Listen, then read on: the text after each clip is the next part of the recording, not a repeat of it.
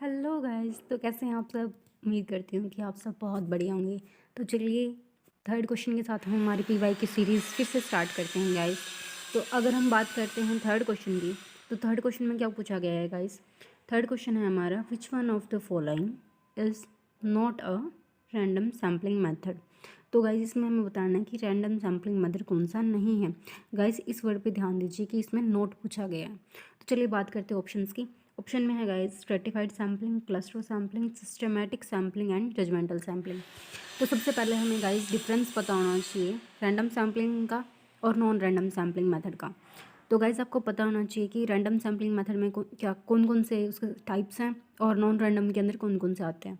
तो अगर हम बात करते हैं गाइस इनमें से स्ट्रेटिफाइड सैम्पलिंग भी रैंडम सैम्पलिंग का है, क्लस्टर भी रैंडम में है, जो सिस्टमैटिक है वो भी रैंडम सैम्पलिंग है, लेकिन जो जजमेंटल है वो नॉन रैंडम सैम्पलिंग है, या फिर जो नॉन प्रोबेबिलिटी डिस्ट्रीब्यूशन है, नॉन प्रोबेबिलिटी सैम्पलिंग है, उसमें आता है। तो गाइज सबसे इंपॉर्टेंट आ जाते हैं इन दोनों के बीच में डिफरेंस कि प्रोबेबिलिटी सैम्पलिंग और नॉन प्रोबेबिलिटी सैम्पलिंग में डिफरेंस क्या है। तो गाइज अगर हम बात करते हैं प्रोबेबिलिटी सैम्पलिंग की, तो उसी को हम क्या बोलते हैं, रैंडम सैम्पलिंग बोलते हैं। तो देखिए गाइज, अगर इनके बीच में मेन डिफरेंस बताएं तो ये रैंडम सैम्पलिंग है और ये नॉन रैंडम सैम्पलिंग है, या फिर नॉन प्रोबेबिलिटी डिस्ट्रीब्यूशन है। मैं इसे इरेज कर देती हूँ। हाँ जी, सॉरी गाइस। हाँ जी, तो देखिए अगर हम बात करते हैं, सॉरी गाइस ये नेटवर्क, अगर हम बात करते हैं गाइस प्रोबेबिलिटी डिस्ट्रीब्यूशन की, तो यहाँ पे आ जाता है हमारा प्रोबेबिलिटी और ये है हमारा non probability distribution, sorry non probability sampling. अगर हम बात करते हैं गाइस प्रोबेबिलिटी सैम्पलिंग की, तो प्रोबेबिलिटी सैम्पलिंग यानी रैंडम, यहाँ पे क्या होगा गाइस, हमारा रैंडम सेलेक्शन होगा, रैंडम सेलेक्शन। तो गाइस अगर हमारा रैंडम सेलेक्शन हो रहा है तो यहाँ पे क्या आ जाएगी, बायसनेस, बायसनेस। अगर आपको प्रोबेबिलिटी डिस्ट्रीब्यूशन पता है ना गाइस, तो आप नॉन प्रोबेबिलिटी इजीली अज्यूम कर सकते हैं। तो सिर्फ आप एक के ऊपर कंसंट्रेट कीजिए, दूसरी आपकी अपने आप हो जाएगी। तो अगर आगे डिफरेंस की बात करें तो यहाँ पे क्या है गाइस, जो मेथड है वो क्या है इसका, ऑब्जेक्टिव। प्रोबेबिलिटी डिस्ट्रीब्यूशन की बात करें गाइस, तो हम रैंडम तरीके से कोई भी चीज़ उठा रहे हैं, रैंडम, हम ये बायसनेस नहीं आ रही है गाइस। तो इसका मतलब क्या है कि हर किसी नंबर के या हर जो भी क्वांटिटी हमने ली है, तो उसके इक्वल चांसेस हैं गाइस सिलेक्शन के।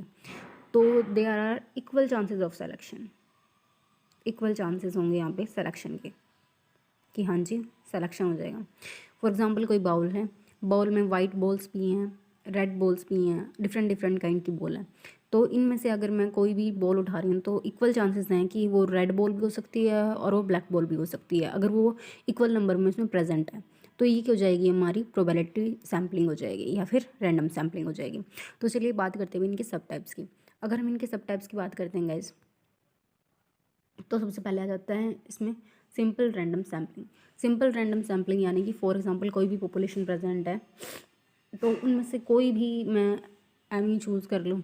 फॉर एग्जांपल रोल नंबर 5, 9, 15, 20, 22, कोई भी अगर मैं चूज़ कर रही हूँ रैंडम तरीके से, तो वो आ जाती है उसमें सैम्पल रैंडम सैम्पलिंग में अंदर। सिंपल रैंडम सैम्पलिंग यानी सिंपल वे से मैंने कोई भी नंबर उठा लिया है, तो उसे बोलेंगे हम simple random sampling. Second one आ जाती है गाइस सिस्टमैटिक सैम्पलिंग। अगर हम बात करते हैं सिस्टमैटिक सैम्पलिंग की, यानी यहाँ पे एक फिक्स इंटरवल पे या फिक्स एक फ्रिक्वेंसी है, उसके बाद ही मैं उतने उसको चूज़ कर रही हूँ। फॉर एग्जांपल कि क्लास में रोल नंबर हैं और मेरे को स्टूडेंट्स उठाने हैं, तो मैं हर 2 रोल नंबर के बाद स्टूडेंट उठा रही हूँ। फॉर एग्जांपल रोल नंबर 2 आ जाओ, फिर 4 आ जाओ, फिर 6 आ जाओ। उसी तरीके से अगर मैं दूसरा नंबर लूँ तो मैं 5 के इंटरवल पे उठा रही हूँ, तो मैं रोल नंबर 7 आ जाओ, 7 + 5 कितना हो जाएगा 12, यानी अब रोल नंबर 12 आ जाओ। तो वो इस तरीके से क्या हो जाएगा गाइस, सिस्टमैटिक, यानी सिस्टमैटिक वे से मैं सैम्पलिंग कर रही हूँ, बट उसमें कोई भी बायसनेस नहीं आ रही। मुझे नहीं पता कि रोल नंबर 12 किसका आएगा, मुझे नहीं पता कि रोल नंबर 18 किसका आएगा या 17 किसका आएगा, तो मुझे रोल नंबर का नहीं पता। तो वो भी क्या आ जाएगी गाइस, हमारी रैंडम सैम्पलिंग के अंदर आ जाएगी। तो ये सारे क्या है, हमारे रैंडम सैम्पलिंग के टाइप्स हैं। देखिए यहाँ पे जैसे फॉर एग्जांपल क्लास में प्रेजेंट है बच्चे, तो मैं हर 2 बच्चों को छोड़ के फिर से उठा रही हूँ, तो ये फर्स्ट, फिर 2 का इंटरवल के बाद फिर एक और का सिलेक्शन, फिर 2 छोड़ के फिर एक और का सिलेक्शन, फिर 2 छोड़ के फिर एक का सिलेक्शन। तो इस तरीके से सिलेक्शन हो रहा है। अब बात करते हैं थर्ड वन टाइप की। थर्ड टाइप हमारा वो है स्ट्रेटिफाइड सैम्पलिंग। स्ट्रेटिफाइड सैम्पलिंग में देखिए गाइस, स्ट्रेटिफाइड सैम्पलिंग में हम फॉर्मेशन करेंगे स्ट्रेटा की। वैसे स्ट्रेटा का मतलब लेयर होता है, बट यहाँ पे उसका मतलब वो नहीं है। यहाँ पे अगर हम देखें गाइस, तो हम यहाँ पे स्ट्रेटा की फॉर्मेशन करेंगे। स्ट्रेटा यानी क्या है गाइस, कि यहाँ पे ग्रुप्स की फॉर्मेशन होगी। फॉर एग्जांपल क्लास में जब हम थे तो लड़कियों का अलग ग्रुप होता था, बॉयज़ का अलग ग्रुप होता था। तो वो क्या एक स्ट्रेटा है, वो हमेशा एक ग्रुप में रहते थे कि हाँ भाई इस रो में बॉयज़ ही बैठेंगे, इस रो में गर्ल्स ही बैठेंगे। तो अगर हम बात करें बॉयज़ की, तो वो बॉयज़ का एक ग्रुप हो गया, यानी बॉयज़ का स्ट्रेटा हो गया। और अगर हम गर्ल्स की बात करें तो गर्ल्स का स्ट्रेटा हो गया। तो उसके बेसिस पे फिर हम क्या करते हैं कि हम कोई भी नंबर है, फॉर एग्जांपल कोई भी पर्सन है, उसको चूज़ कर लेंगे। उसी तरीके से यहाँ पे फीमेल वाले ग्रुप में, उसी तरीके से मेल वाले ग्रुप में। अगर इन्हें देखेंगे इस अंदर से, तो इसके अंदर सारे के सारे क्या हैं, इस ग्रुप के अंदर मेल्स हैं। और अगर इसमें देखें तो सारे के सारे फीमेल्स हैं।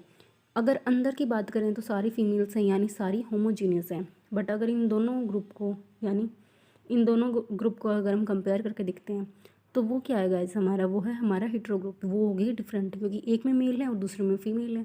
बट अगर हम अंदर की बात करें तो क्या है, सारे के सारे अंदर क्या है, यहाँ पे मेल्स हैं और यहाँ पे क्या है, फीमेल्स हैं।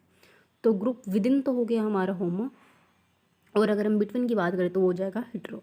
तो इस तरीके से हम जो रैंडम सैंपल है वो इस तरीके से भी कलेक्ट कर सकते हैं। अब बात करते हैं फोर्थ टाइप की। अगर फोर्थ टाइप की बात करते हैं गाइस, तो वो स्ट्रेटिफाइड सैम्पलिंग के जस्ट अपोजिट है। तो अगर आपको स्ट्रेटा याद हो गया है कि हाँ जी, एक डिफरेंट डिफरेंट ग्रुप्स लेंगे और उसमें होमोजेनस विदिन होगा, और अगर बिटवीन की बात करें तो क्या होगा, हमारा हेट्रोजेनस होगा। तो उसी तरीके से इसमें क्या हो जाएगा, उसका बिल्कुल अपोजिट, यानी हेट्रो क्या होगा, इसमें विदिन होगा और होमो होगा बिटवीन। यानी कि फॉर एग्जांपल अलग अलग स्टेट्स के पर्सनस हैं, दिल्ली के अलग हैं, चंडीगढ़ के अलग हैं, गुजरात के अलग हैं, अलग अलग स्टेट्स ले ली मैंने। फॉर एग्जांपल कोई भी अलग अलग जगह ले ली मैंने, और फिर मैंने वहाँ के जो पॉपुलेशन उसको कंपेयर कर रहे हैं, तो वहाँ पे मेल भी आ गए, उसके अंदर फीमेल्स भी आ गए, यानी डिफरेंट डिफरेंट पर्सन हैं। तो वो क्या हो जाएगा, उससे क्लस्टर ले लिया मैंने। तो यहाँ पे क्या होगा, क्लस्टर सैम्पलिंग हो जाएगा। तो ये थे हमारी प्रोबेबिलिटी सैम्पलिंग के टाइप्स। अब बात करते हैं गाइस नॉन प्रोबेबिलिटी सैम्पलिंग की। तो आपको याद हो गया होगा, चलिए छोटा सा ब्रीफ में कर देते हैं। अगर हम बात करते हैं रैंडम सैम्पलिंग की, तो रैंडम सैम्पलिंग के मेनली 4 टाइप हैं। तो वो कौन से, सबसे पहले simple random sampling. Simple random sampling में हम क्या करेंगे, हम कोई भी डाटा है वो रैंडमली चूज़ कर रहे हैं, तो वो हो जाएगी हमारी simple random sampling. Second one systematic sampling. Systematic sampling में क्या होगा, एक सिस्टमैटिक वे से हम चूज़ करते हैं। फॉर एग्जांपल 2 के इंटरवल पे, 5 के इंटरवल, जैसा भी हमें सही लगे, बट एक फिक्स्ड इंटरवल पे। तो वो हो जाएगी, हम सिस्टमैटिक वे से सैम्पल चूज़ करेंगे, that is systematic sampling. Third one is strata sampling, stratified sampling. Stratified sampling में क्या होगा, ग्रुप्स की फॉर्मेशन होगी जो कि होमो होंगे विदिन और हेट्रो होंगे बिटवीन। उसी तरीके से just opposite of stratified sampling cluster sampling. तो क्लस्टर में क्या हो गया, क्लस्टर लेंगे हम, यानी पूरा का पूरा ग्रुप, उसमें सारे के सारे इन्वॉल्व हैं, मेल्स भी फीमेल्स भी, सब कुछ ग्रुप ले रहे हैं। यानी वो क्या हो गए, अगर एक ग्रुप को दूसरे ग्रुप से मैच कर रहे हैं तो वो बिल्कुल सेम है, क्योंकि दूसरे वाले में भी मेल्स फीमेल्स हैं। तो वो क्या हो जाएगा, हमारा होमोजीनस हो जाएगा बिटवीन, और हिट्रोजीनस हो जाएगा विदिन, क्योंकि एक ही ग्रुप के अंदर की बात कर रहे हैं तो उसमें मेल एंड फीमेल सभी आ जाते हैं। तो ये था हमारा रैंडम सैम्पलिंग। तो ये रैंडम सैम्पलिंग आपको समझ में आ गया होगा। अब बात करते हैं हम नॉन रैंडम सैम्पलिंग की। अगर हम गाइस नॉन रैंडम सैम्पलिंग की बात करते हैं, या नॉन प्रोबेबिलिटी सैम्पलिंग, अब ध्यान दीजिए, जो नॉन रैंडम या non probability sampling. Non probability sampling, अगर हम बात करते हैं गाइस नॉन प्रोबेबिलिटी सैम्पलिंग की, तो यहाँ पे क्या है, क्वालिटेटिव टाइप का है डाटा। तो गाइस देखिए, वहाँ पे क्या थी, हमारी बायसनेस नहीं आ रही थी। यहाँ पे क्या होगी, बायसनेस होगी। फॉर एग्जांपल मुझे कोई डाटा नहीं मिल रहा है, तो मैं अब सोच रही हूँ कि हाँ जी मेरे को ये डाटा मिल रहा है, तो मैं अपनी मर्ज़ी से लगा देती हूँ। तो वहाँ पे क्या होगी, बायसनेस आ गई। मुझे लग रहा है कि नहीं, इसका रिजल्ट ये नहीं आना चाहिए, इसका रिजल्ट ये आना चाहिए। या फिर मैं थोड़ी लेज़ी हूँ, तो मैंने सोचा कि भाई मैं यही चूज़ कर लेती हूँ, सैम्पल क्यों बाहर जाना है। तो उसके डिफरेंट डिफरेंट रीज़न हो सकते हैं गाइस कि हम नॉन प्रोबेबिलिटी सैम्पलिंग क्यों चूज़ करते हैं। तो चलिए बात करते हैं नॉन प्रोबेबिलिटी सैम्पलिंग की डिटेल्स के बारे में। अगर हम नॉन प्रोबेबिलिटी सैम्पलिंग की बात करें, तो सबसे पहली बात आ जाती है गाइस कि इसमें बायसनेस आएगी। बायसनेस। सेकंड वन बात करेंगे गाइस, तो यहाँ पे क्या होगा हमारा, जो रिसर्च होती है वो ऑलमोस्ट, अगर इसकी बात करें तो वो होती है हमारी एक्सप्लोरेटरी। एक्सप्लोरेटरी मीन्स कि हमें जिसके बारे में रिसर्च करनी है उसके बारे में बहुत थोड़ी नॉलेज है, तो हम क्वालिटेटिव तरीके से, यानी आप कह सकते हैं कि हम नॉलेज गेन करने की ट्राई करते हैं वेरियस अलग अलग सोर्सेज के थ्रू। तो नॉन प्रोबेबिलिटी डिस्ट्रीब्यूशन में क्या है गाइस, कहीं ना कहीं बायसनेस आएगी, मेनली आपको यही पॉइंट याद रखना है। दूसरा क्या है, इसे नॉन रैंडम सैम्पलिंग बोलते हैं, नॉन प्रोबेबिलिटी सैम्पलिंग बोलते हैं। और यहाँ पे क्या है कि ऑलमोस्ट हम खुद ही चूज़ कर लेते हैं कि हाँ जी मुझे इस पॉपुलेशन में से ये वाला चूज़ करना, मुझे तो लग रहा है कि मेरे जो रिजल्ट है इसको चूज़ करने से और अच्छे आएंगे, तो मैं क्या करूँगी, नॉन प्रोबेबिलिटी सैम्पलिंग का यूज़ करते हैं। तो बात करते हैं इनके टाइप्स की। अगर गाइज हम बात करते हैं, सॉरी रैंडम रैंडम सैम्पलिंग की आ गई है शीट, तो चलिए बात करते हैं सेकंड वन।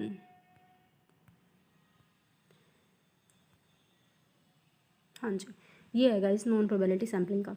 तो अब बात करते हैं नॉन प्रोबेबिलिटी सैम्पलिंग की। नॉन प्रोबेबिलिटी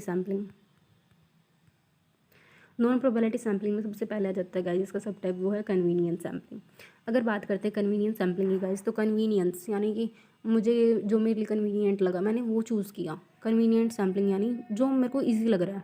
अब मैं यहाँ पे हूँ फॉर एग्जांपल दिल्ली में, तो मैं सोच रही हूँ कि मैं दिल्ली वाले बंदों को ही ना चूज़ कर लूँ, दिल्ली वाले में जितने पॉपुलेशन है उन्हीं को चूज़ कर लेती हूँ। मेरा बाहर जाने का एक्सपेंसेस भी बच जाएंगे और मेरे को इतना ज़्यादा वो एक्सपेंसिव पड़ेगा भी नहीं, तो मैं उनको चूज़ कर लेती हूँ जो मेरे लिए कन्वीनियंट है। मैं अपनी कन्वीनियंस के अकॉर्डिंग यूज़ कर रही हूँ, तो वो क्या हो जाएगा, कन्वीनियंस सैम्पलिंग। सेकंड वन आ जाता है वॉलेंट्री रिस्पॉन्स सैम्पलिंग। वॉलेंट्री यानी खुद से रिस्पॉन्स दे रहे बंदे, खुद की मर्ज़ी से। तो मेरे पास खुद ही बंदे आने कि हाँ जी हमारा भी डाटा कलेक्ट कर लीजिए, हमारे साथ भी कुछ हुआ है फॉर एग्जांपल कि कोविड में, कि हाँ जी हमें भी खाना चाहिए, आप हमारा भी डाटा ले लीजिए ताकि हमारे पास भी टाइम टाइम पे खाना आता रहे। तो वो वॉलेंट्री रिस्पॉन्स कर रहे हैं, वो खुद से रिस्पॉन्स कर रहे हैं, तो वो किस में आ जाता है, second one type, voluntary response sampling. यहाँ पे क्या है, ये पर्सन देखिए खुद ही रिस्पॉन्स कर रहे हैं कि हाँ जी हमारा भी डाटा कलेक्ट कर लीजिए, तो वो आ जाता है हमारा second one, voluntary response sampling. अब बात करते हैं थर्ड की। थर्ड होता है पर्पजिव सैम्पलिंग। जो पर्पजिव सैम्पलिंग है उसका दूसरा नाम है जजमेंटल सैम्पलिंग। जजमेंटल सैम्पलिंग इसका डायग्राम से आप याद कर लीजिएगा, ये एक जज है, ये इसकी हेड है। तो कैसे देखिए पर्पजिव सैम्पलिंग या फिर जजमेंटल सैम्पलिंग। पर्पजिव या जजमेंटल सैम्पलिंग क्या बोलती है, यहाँ पे क्या है, ये भी एक नॉन प्रोबेबिलिटी सैम्पलिंग है, जिसमें क्या करता है जो रिसर्चर है वो खुद की जजमेंट देता है कि हाँ जी मुझे ये चूज़ करना है, मैं इसको चूज़ कर लेता हूँ, मेरे को ये सही लग रहा है मैं इसको चूज़ कर लूँगा। तो वो खुद की जजमेंट दे रहा है क्योंकि उसको लग रहा है कि हाँ जी ये वाला डाटा अगर मैं चूज़ कर रहा हूँ तो मेरे को बेटर रिजल्ट मिलेंगे, तो वो क्या जाता है हमारा पर्पजिव, यानी एक फिक्स पर्पज़ के लिए मैंने उसको चूज़ किया है, तो वो जाएगी हमारी पर्पजिव सैम्पलिंग। नेक्स्ट हम बात करते हैं snowball sampling. Snowball sampling guys आपको भी पता होगा कि स्नोबॉल सैम्पलिंग क्या है, ये नेटवर्क जो मेथड है वो ऑलमोस्ट उसी के ऊपर वर्क करते हैं, नेटवर्क मार्केटिंग का, कि आप दो बंदों को चूज़ कीजिए, दो बंदे फिर आपके नीचे दो बंदों को चूज़ करेंगे, फिर वो दो बंदों को लेके आएंगे। तो इसी तरीके से फॉर एग्जांपल ये पर्सन है, इसने दो बंदों को चूज़ कर लिया कि भाई हाँ तुम मेरे लिए डाटा कलेक्ट करो, तो इसने ये तीन को चूज़ कर लिया, फिर आगे ये तीन है जो वो आगे तीन को चूज़ करेंगे, तो इसी तरीके से एक चेन सिस्टम बन जाएगा, उसको क्या बोलेंगे, स्नोबॉल सैम्पलिंग। स्नोबॉल की तरह ही गाइस की फॉर एग्जांपल की स्नोबॉल बना ली और उसको जब फेंकते हैं तो उसमें से छोटी छोटी छोटी छोटी स्नोबॉल और बन जाती हैं अपने आप ही, तो वो हो जाएगी हमारी स्नोबॉल सैम्पलिंग। तो ये थे कुछ टाइप्स नॉन प्रोबेबिलिटी सैम्पलिंग के। तो एक बार ब्रीफ में इन्हें रिवाइज कर लेते हैं। तो देखिए कन्वीनियंस सैम्पलिंग यानी जो मेरे को कन्वीनियंट लगा मैंने उसको चूज़ किया। वॉलेंट्री यानी खुद से मेरे पास रिस्पॉन्स आ रहा है कि हाँ जी मेरा भी कीजिए कलेक्शन डाटा का, तो वो आ जाएगा वॉलेंट्री रिस्पॉन्स सैम्पलिंग में। Third one is purposive sampling यानी जजमेंटल सैम्पलिंग। यहाँ पे मैं खुद की जजमेंट दे रही हूँ कि मैं ये डाटा चूज़ करूँगी क्योंकि मेरे को मेरे रिजल्ट के लिए मेरे को मेरा रिजल्ट इंप्रूव करना है। Fourth one is snowball sampling यानी चैन नेटवर्क चैन की तरह काम करेगा, दो को चूज़ करना फिर वो आगे दो चूज़ करेंगे फिर वो आगे दो चूज़ करेंगे, तो वो हो जाएगा स्नोबॉल सैम्पलिंग। तो ये सारा इसके बारे में था। अब बात करते हैं, देखिए अब आप इसको ईजिली सोल्व कर सकते हैं। Which one of the following is not a random sampling method. Random sampling method जो कि नहीं है, नॉट अ रैंडम। तो स्ट्रेटिफाइड सैम्पलिंग जहाँ पे स्ट्रेटा बनता है होमोजीनियस विद इन और heterogeneous between. Cluster sampling just opposite of the stratified sampling जो कि रैंडम सैम्पलिंग का ही टाइप है।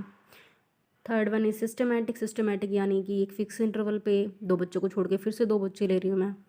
जजमेंटल सैम्पलिंग यानी कि परपजिव सैम्पलिंग, यहाँ पे मैं क्या कर रही हूँ, बायसनेस शो कर रही हूँ कि हाँ जी मुझे तो यही डाटा कलेक्ट करना है। तो इसका आंसर जो होगा वो राइट आंसर क्या हो जाएगा, डी, ऑप्शन डी, यानी judgmental sampling is the right answer. तो उम्मीद करती हूँ कि आप सबको ये लेक्चर पसंद आया होगा। अगर गाइज आप यहाँ तक पहुँच चुके हैं तो प्लीज़ इस वीडियो को लाइक, कमेंट, शेयर, सब्सक्राइब सब कुछ कर दीजिए guys. Thank you so much.